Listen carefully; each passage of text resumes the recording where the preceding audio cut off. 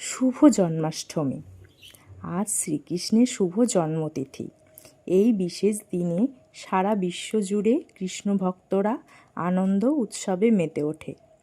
আমরা এখন এসেছি এক বিশেষ মন্দিরের সামনে, যা জন্মাষ্টমী উপলক্ষে সেজে উঠেছে আলোয়, রঙে আর ভক্তের ভালোবাসায়।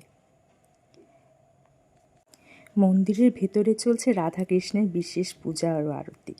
এই দৃশ্য দেখে সত্যি মন ভরে যায়। ভক্তের ভিড়ে মন্দির প্রাঙ্গণ মুখরিত। ছোট ছোট শিশুরা সেজে উঠেছে কৃষ্ণ রাধা রূপে।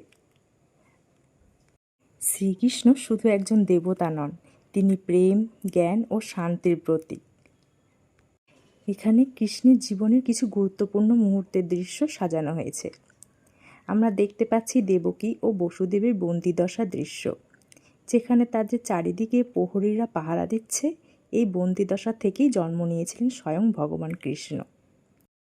এই দৃশ্যে দেখা যাচ্ছে সদ্যোজাত পুত্র কৃষ্ণকে কংসের হাত থেকে বাঁচাতে যমুনা নদী পার হচ্ছেন। সেই সময় যমুনা নদীর জল দুভাগে ভাগ হয়ে গিয়েছিল, আর বাসুকী নাগ ছাতা ধরে বসুদেবের ও কৃষ্ণকে রক্ষা করেছিল।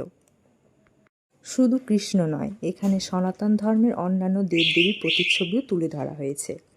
এই দৃশ্যে শ্রীরাম, সীতা ও লক্ষ্মণ, আর একদিকে রয়েছেন মহর্ষি দেব, শিব ও দেবী পার্বতী।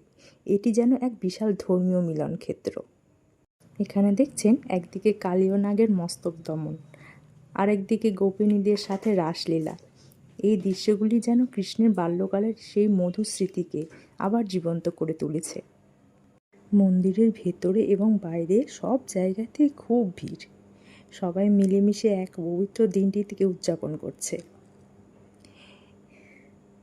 তার জীবন ও শিক্ষা আমাদের সবার জন্য এক অনুপ্রেরণা। এই জন্মাষ্টমীর পবিত্র দিনে আসুন আমরা সবাই মিলে তার দেখানো পথে চলি। শুভ জন্মাষ্টমী।